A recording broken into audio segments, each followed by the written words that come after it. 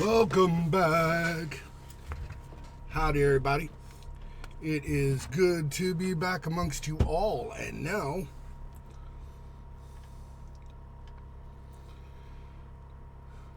Dino says, what's nice is we're taking a look at the foundations of a good metahuman verse. What are some lesser appreciated parts in this setting you wish people would look at more when world building? Okay, yeah, no, that's good. We'll get to that. But first, we're going to talk about what Devious brought up. Are metahuman prisoners best handled on a local or a federal level?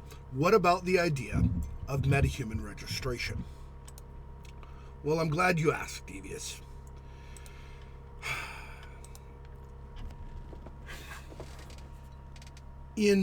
For example, in the world that needs heroes, normal people realized very quickly that they could not handle metahuman problems,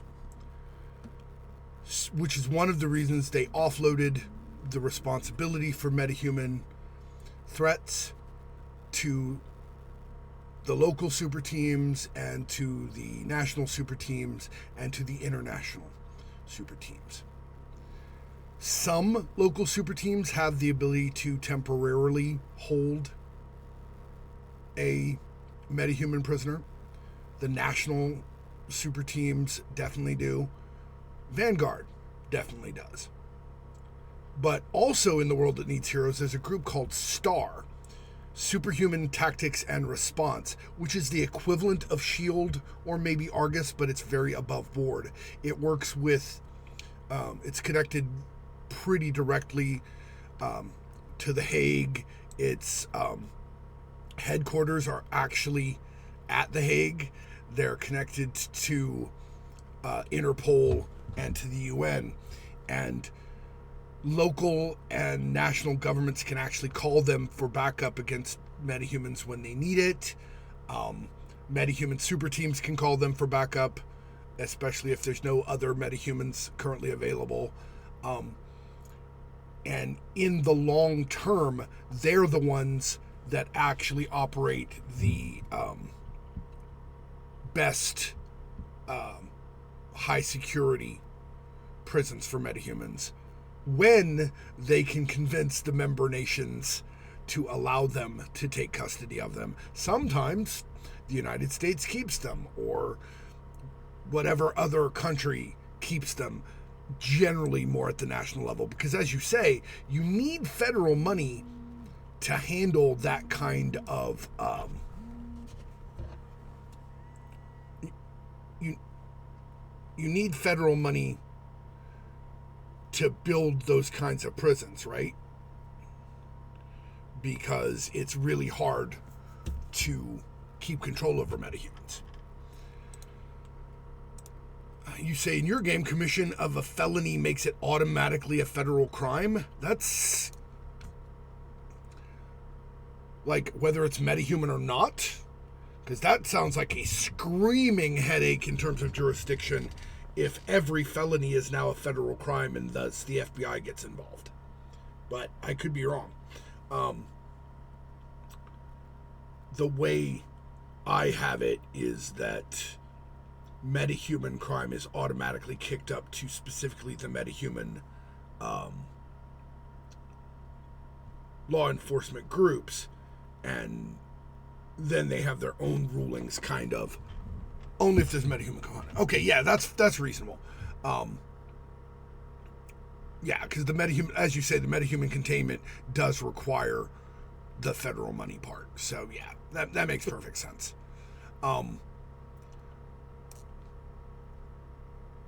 So yeah, in general,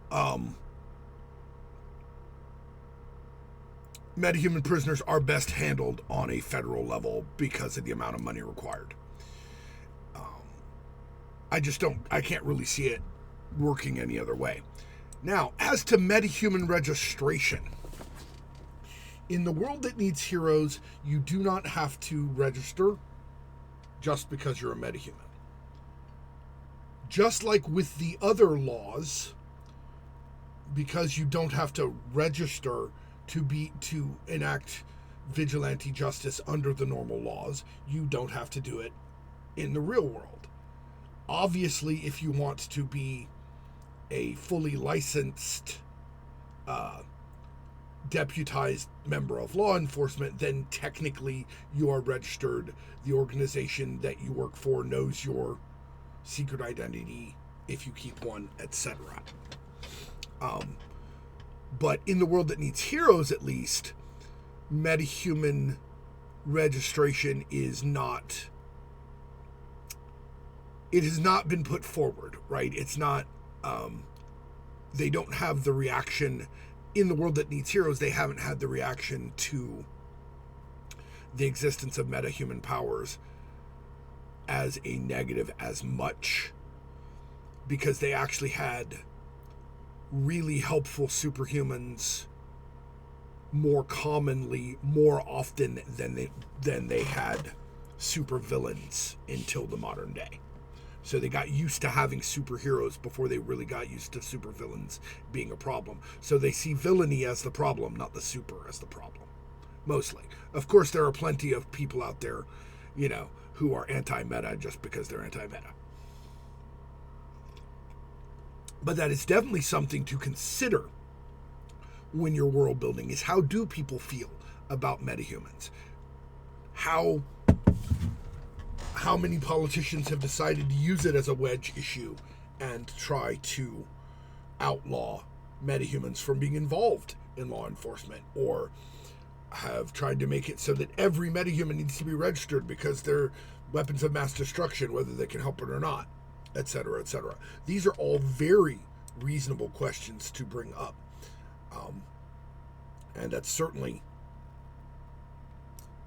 something you put into action in your own world building, is taking a look at that. Dino, back now to your question. What are some lesser appreciated parts in a setting that you wish people would look at more when world building, right? Yeah.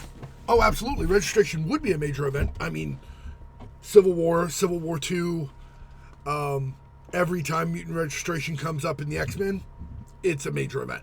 Which is why it's often better to leave it off the table until gameplay starts, so that it can be reacted to in-game. So I think that's an interesting thing. But yeah, lesser appreciated parts in a setting you wish people would look at more when world building. For superhero and supernatural stuff, landmarks, street level stuff. What does the city look like? What impact has the superheroic or supernatural had on the culture of that city and the population and the visuals of the city, right?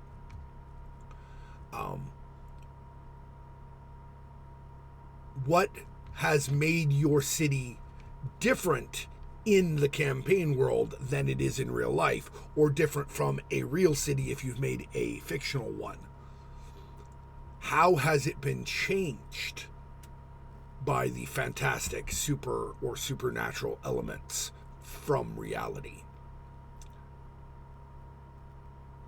And if some supernatural or superheroic element hasn't changed it, why? How was it kept secret, or how was it kept low enough in frequency that it didn't have a significant effect on the setting, right? Further down, we're talking about the layout of the city. So you need to think about how the city is designed, not just in the individual architecture, but how is it spread across the countryside? Is it mostly up and down? Is it constrained on a small island so that it's got a lot of vertical architecture like Manhattan? Is it broad and spread out into 5 different downtowns like Los Angeles is? Is it on a set of 7 hills like Rome? How many rivers does it have going through it? And thus, how many bridges? What are the natures of those bridges?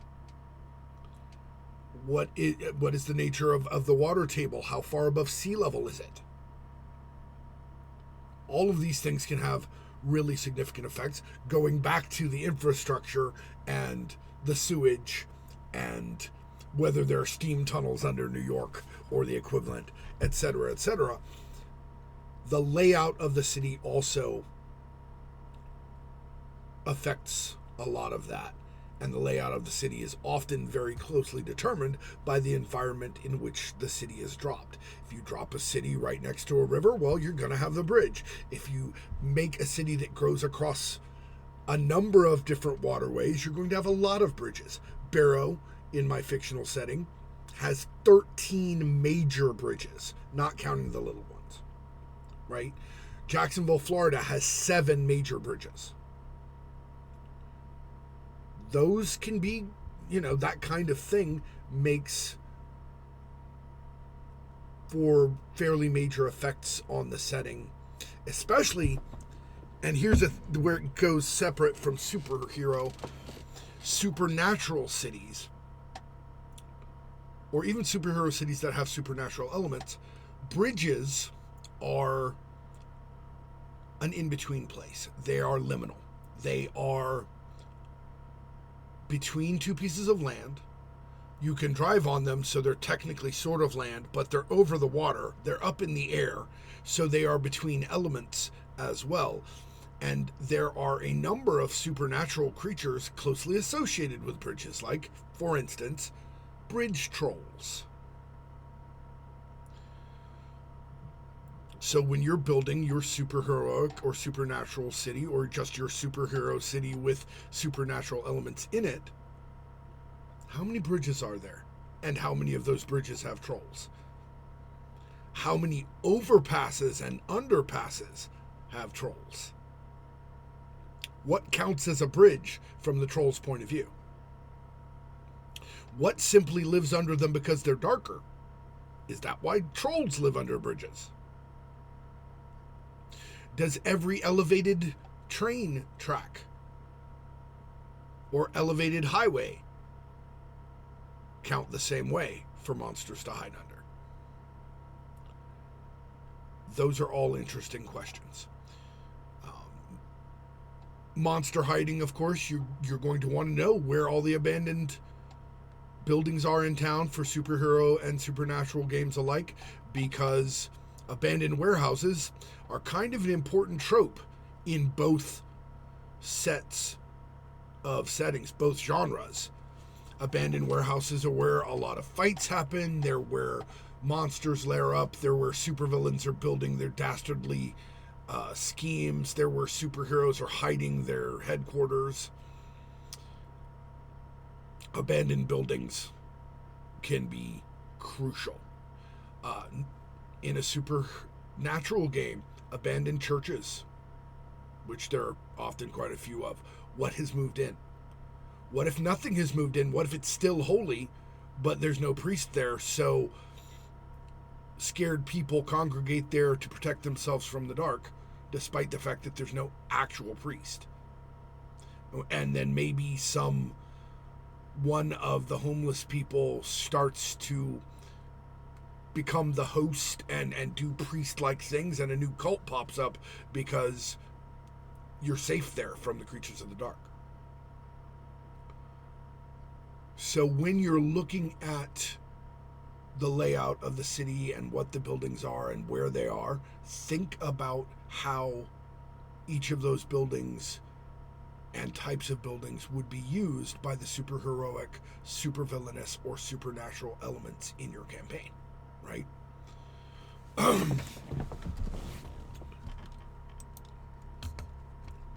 Persona.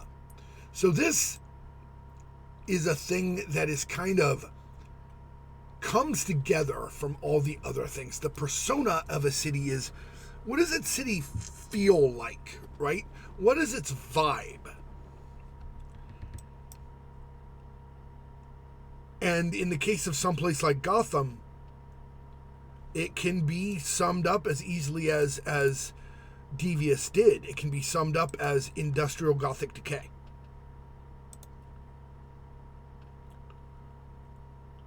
You can generally look at most real-world cities and get an idea of how people would describe it in a sentence and put that in for the persona of the city. Religion of the city, that's basically a kind of demographics. What do they worship there? How many people worship which things, etc. Again, that can be super critical in super settings, supernatural or whether it be supernatural or it be superheroic. Religion is going to take on some important character, especially in a superheroic world with supernatural elements. What people believe is going to be affected by the existence of superheroes, by the existence of supernatural creatures. Religion could be one of the few things that can protect people from supernatural creatures. It could be controlled by the supernatural creatures. It could be protect you from this set of supernatural creatures, be controlled by that set of supernatural creatures, etc. That potential interaction can give you yet another one of those Romeo and Juliet setups, like I'm a supernaturally empowered operative of the Greek Orthodox Church, and I've just fallen in love with a vampire from the Church of Lilith. Right? Any number of such potential interactions are something to conceive of in your setting. But knowing what people worship and what they believe is going to have big effects beyond that in a supernatural setting, because it may well dictate what kinds of supernatural creatures are there. If the city has a large proportion of Portuguese and Brazilian people, then it may be more likely to have Portuguese and Brazilian mythological and folklore monsters. If a city is like Los Angeles, higher in percentage of Hispanics, split between Mexicans and people from El Salvador, than there are white people, then they may have a huge amount of Mexican folklore monsters, El Salvadoran folklore monsters, general Hispanic folklore monsters, but also you may have Aztec mythology interacting directly with Mayan mythology. And they're quite different, even despite their similarities. Are there religions formed around a metahuman? That's a great question to ask yourself. What does metahuman mean? Who is a metahuman and who isn't? In the world that needs heroes, the lesser gods, like Magni, son of Thor, Modi, son of Thor, Megan, son of Thor, Hyperia, daughter of Helios, those are all superheroes. They are metahumans. They are also gods. There are religions that actually worship them. The great gods don't come down to the planet. But to flip that around, in DC, in several future settings and some Elseworld settings, there's a Church of Superman.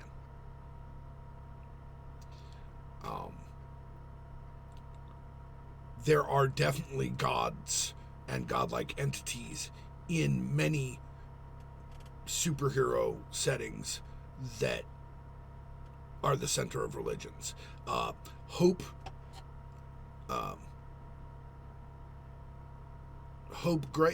Summers is the center of a mutant religion in X-Men. Rachel Summers was the leader of a mutant religion in the future. Nate Summers and Nate Gray were both seen as mutant messiahs at various points. Apocalypse has an entire religion formed around him. So yeah, there's a ton of that. And it's even more so when you move into the supernatural settings, because especially if the supernaturals are all in the background, how do you know that cult isn't based around a metahuman or supernatural creature rather than a real god, if there is a distinction, which there may not be. So the ads will be starting up again very shortly.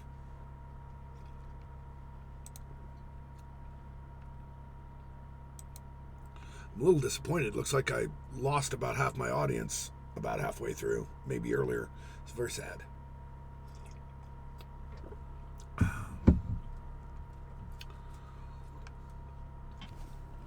Devious says, in my game, there's a Church of the Divine Fire whose metahumans view themselves as the new angels sent to protect humanity, and there's a sect in the Catholic Church who believes they're devils. Yeah, very reasonable.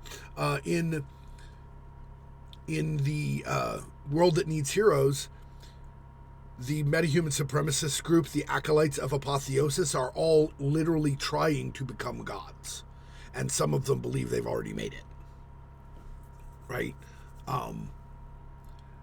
And there are some cults around these beings. The metahuman supremacist group, Maelstrom, tends to see their leader... my brain is shutting down, tends to see their leader, Blitzkrieg, as a goddess. And we have an ad break, and I don't know if Devious is subscribed, so I'm just gonna kind of go do.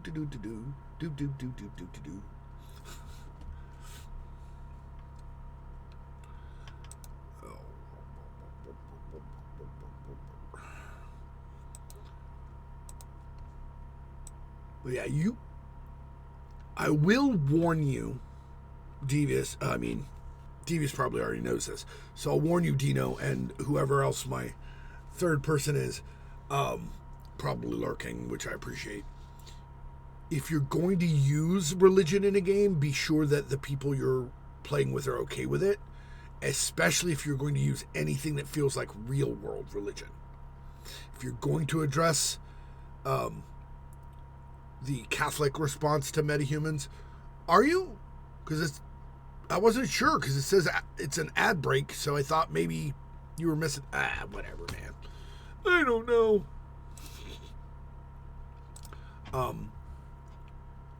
Anyway, yeah, when you're using real religions, you have to be more cautious, right?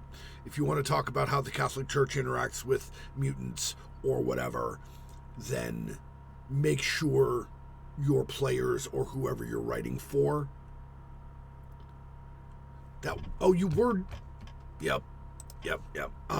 whoever you're writing for or whatever is okay with it. But yeah, because there are going to be people who believe that metahumans are angels or devils or gods, and it's going to change the world. And again, yeah, that does show up in a lot of comic books. Hopefully that answers that question.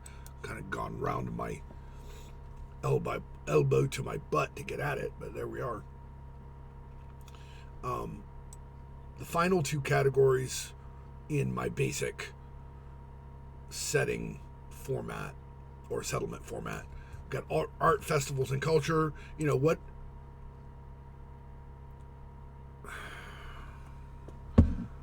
Very good to know. Oh, look.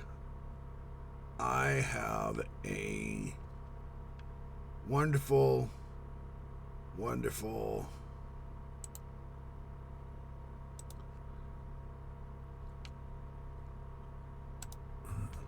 I've got a nice piece of spam.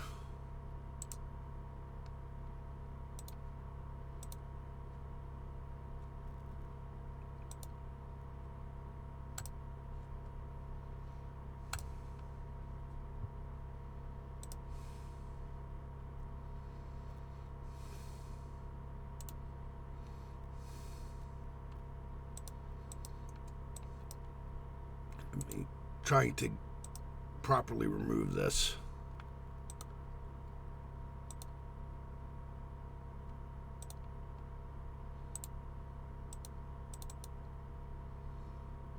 Arg. How do I remove the message?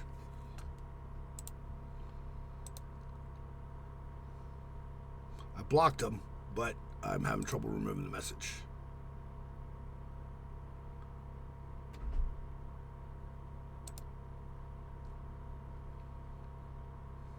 Yep, absolutely. Lines and veils and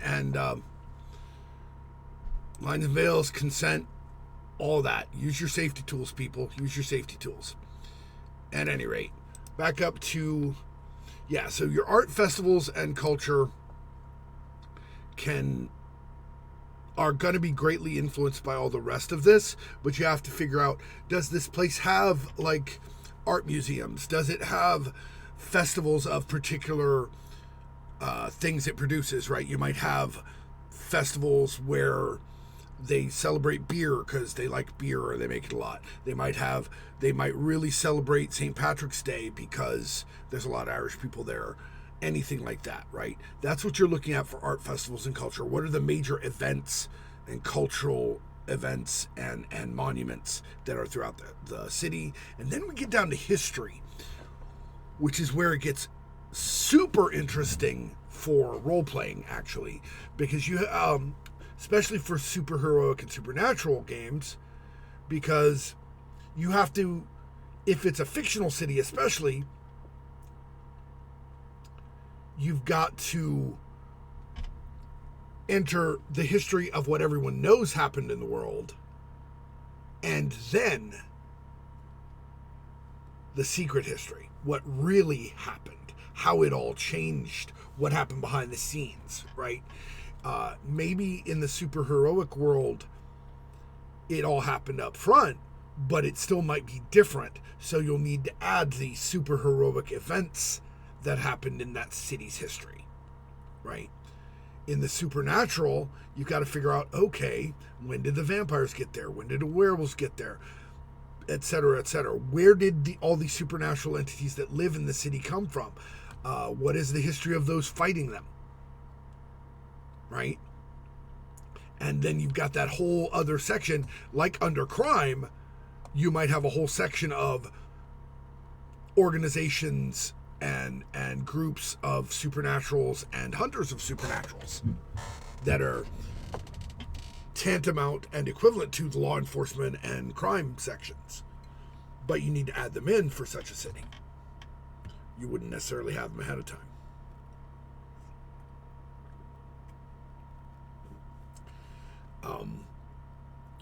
But that's also where a lot of the fun comes in. And it's where books like the Emerald City book and Chicago by Night actually spend a lot of their writing time. There's a whole chapter about the history of Emerald City, for instance.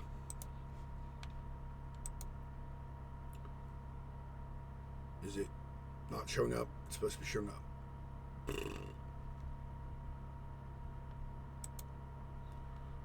All right. Oh, let me hang on.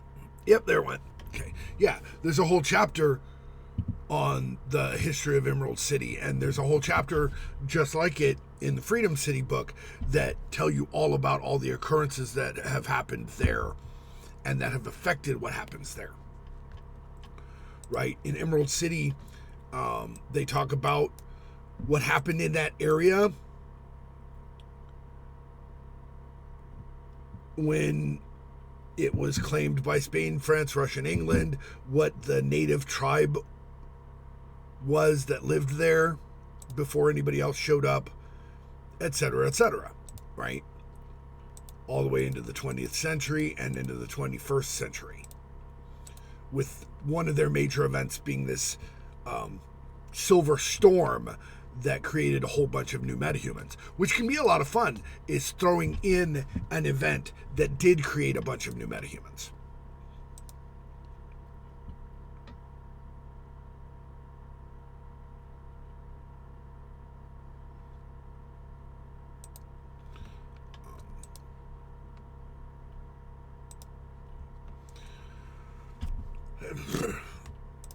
But we also, from another perspective, right, we've got a book that I recommend you not spend a lot of time following, even though the information in it is good.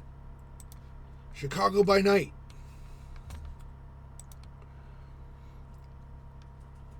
Before you get to the chapter that starts talking about the city, you have an introduction. Chapter 1, The World of Chicago. Chapter 2, Welcome to the Night. All of which is in-character fiction written for the setting. And I'm sure that that's great and all, but it's too much. Especially all in one lump. Like, you don't get to it takes you to get to the third chapter before you get anything written that isn't in first person. And even on that page, there's stuff in first person. And it can be really hard to parse and keep track of when people operate that way. It's tonal and everything, but it's too much and it puts me off. But they still do have useful sections because, they talk about the nature of the city, the history of the city, the way the city looks to outsiders and insiders. The spirit of the city is kind of important because it gets into how the city feels to the vampires. Because, of course, in Chicago by Night, you're playing vampires. And Chicago's a real place. So if you want to know about what it's like in real world, you just have to do research. Then it gets into the vampires that live in Chicago and the groups of vampires, right?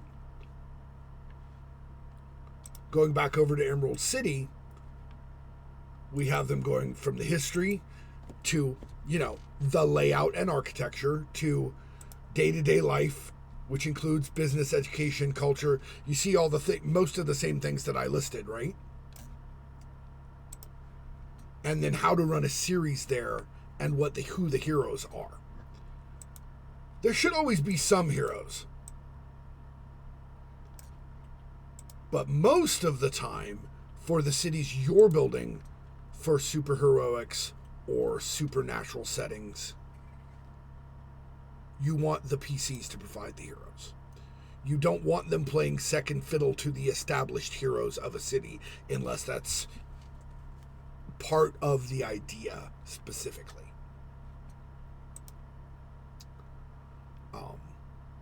You want, most of the time, you want your players to be the center of the story. And if you're going to make them the center of the story, the best way is to have them be the primary heroes. Now, in a supernatural game, there will be other hunters or other vampires or other people who are more powerful than them. That's not the same situation. In a superhero game, you very much want them to be the stars and them to be the superheroes. If in a supernatural game they can be the stars without being the powerful people, because the story is very different. When it comes down to that, in Barrow, for instance, which crosses the two streams, they are not powerful. They are the center of the story. There are more powerful metahumans in the city, but none of them, or at least most of them, aren't actually heroes. And they're certainly not solving the same problems that the PCs are solving. The important thing, whichever approach you take to it, is to make sure the PCs are the center of the story.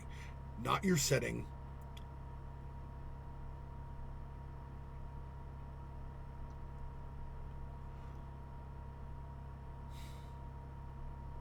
Not your story, but the story they tell. Yeah, a visitor's guide is a lot easier and quicker and smoother. And yeah, they're in both of those books, they're quite well done. So I need more clarification, Dino, on what you mean about an opinionated perspective. Because you should have an idea of how you got to this point, why things turned out this way, and what is currently going on before the PCs interact with it, right? I'm not saying that you shouldn't have anything established in the city. What I'm saying is that everything you establish in the city is in the service of player characters. And all the villains and problems can be there, or many of them at least, before the PCs get involved. And they have their own plans and their own mindset and what they're doing. And they will do it if the PCs don't intervene, right?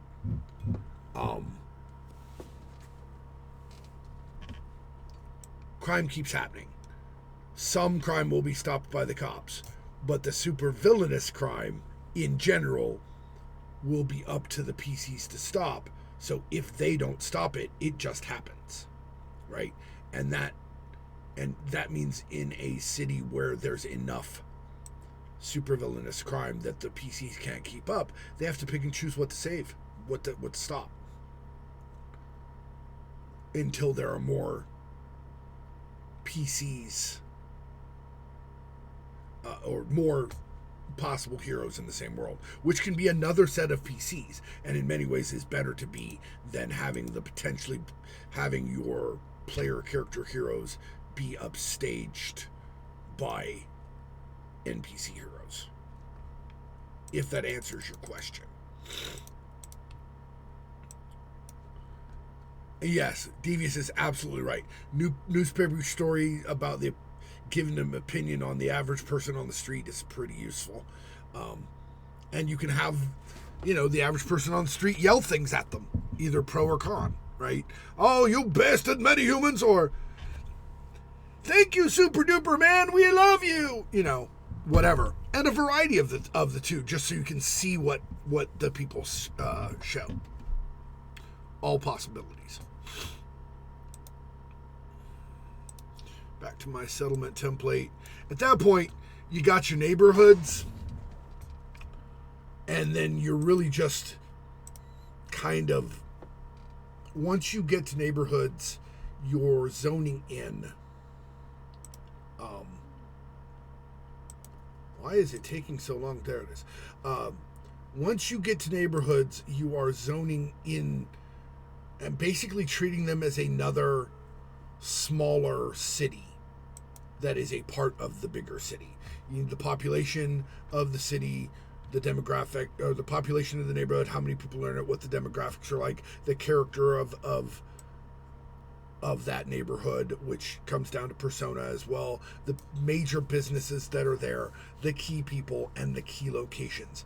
Key locations in a city are not just the locations that are important to the city, although they will be, but the locations that are going to be important in your game in the city, or in a game in the city.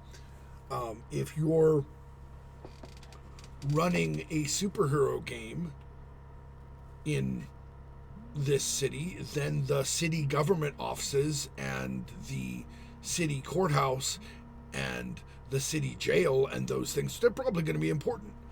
The location of the hero's headquarters, whether it be secret or public, is going to be important. Landmarks, like in St. Louis, the Arch, right? In Paris, the Eiffel Tower. In New York, the Statue of Liberty. Chicago, the Sears Tower. New York, Empire State Building. Anything that is really big enough and important enough to be known in places other than that city, about that city, is going to go in key locations, especially if you're using a real city, because if you play in New York and you never visit the Statue of Liberty, you've kind of failed your players, right? If you play in Paris and you're never in the catacombs and never at the Eiffel Tower, you've kind of failed your you've kind of failed your players in that regard. From the second example, it's from a character's point of view. Okay. You can establish things from a point of view. Yep, absolutely. All of those are important because it's anything that really recognizable. Um, it is okay to have a character's perspective, right? And even to write in character, the problem that one of the big problems that White Wolf has is they do way too much of it. 2 or 3 whole chapters of nothing but letters from this person to that person and anecdotal stories is overwhelming. I don't want to sit there and read it. And maybe I'm the only one who's like that. What you do for most of it is give the general perspective, the commonly known perspective, and then maybe a tidbit of opinion here or there that differs. And then in the second half, like if you're making a book or whatever, which, you know, I'm gonna, but other people should know better than to do, then the front half of the book, or the first book, if you're making 2, right, it's going to be player facing. And the second half will be, okay, well, here's the secrets. Here's what's really happening. And that's going to have probably more character perspective from my point of view. Because you'll want to know what's happening inside the heads of the major NPCs, especially if they're villains, because that will determine what they do, what they're trying to do, and why they're trying to do it. The same thing should be established for major NPCs like the mayor, the commissioner, the district attorney, right? All these other people that you're going to have to interact with, or at least be affected by the attitudes of, in a superheroic or supernatural setting. How they feel about the world is going to affect you. How the city council feels about doing things is going to affect you, because in order to save this neighborhood that's plagued by vampires, you might need to get the city council to change certain zoning laws, because just killing them all hasn't been working. But maybe you can make the place safer by changing other things. At some point, I'm going to dive deeper into just supernatural. Yep, city alderman, chief of police, all those guys. The more you know about what they feel and who they're controlled by, if they are, the better you can predict how they're going to react to certain things in the city. That's one of the things I always say about world building, and hey, that's what we're here for, right? Is that the more you world build ahead of time, the less you have to improv. And the better at improv in that situation you will be, because you know the character. You know the city, which is a character in and of itself, and you know the person in the city and how they feel about whatever that thing is, right? It is important to think of the city as a character. That's why I use things like names like character and persona when describing a city or a neighborhood, because it helps you to get a feel for how the overall city will react. It's like when ice comes to various different cities, the cities react differently. Boston absolutely hates its neighbors. They hate every other person in Boston who isn't them. They hate ice worst, and you better not lay a finger on my neighbor. That's my neighbor, right? Responses in other parts of the country have been very different. That's part of what we're talking about when we talk about persona and we talk about character, and having an idea of what that mix is like and what the distinctive character of a city is, because it will be formed by all the ethnicities within it, but it'll be formed by so many other things too, because the immigrants and the various ethnicities and the natives who were there before there was a city all imbued their own ethos into it, and then the new people coming in took on some of that ethos while bringing some of their own, which forms the character and persona of the city, which is why New York is so very different than LA, and LA is so very different than Miami, and Miami is different from Jacksonville, and both of those are different from St. Louis. Once you have a good feel for your setting, then you know how the setting as a whole is going to react, and you can fine-tune the individual reactions of the people in power based on what you've already decided about them, combined with the general feel of the city, the general persona. Some cities are very, as a whole, tend to be very pro-union. Some cities tend to be very anti-union. As such, you'll have cities that, because of whatever happened in their past and how they all feel about it individually, you'll have some cities that are very pro-police, some cities that are very anti-police. Likewise, you'll have cities that are very pro-metahuman, some that are very anti-metahuman, some that are pro-superhero as opposed to metahuman, some that are pro-supervillain, especially if those supervillains are actually vigilantes who are helping them, right? All of the public perception of any group comes down to a combination of their deeds and how they were perceived. And sadly, almost nothing to do with how they intended their deeds to be perceived. I'm going to say that again.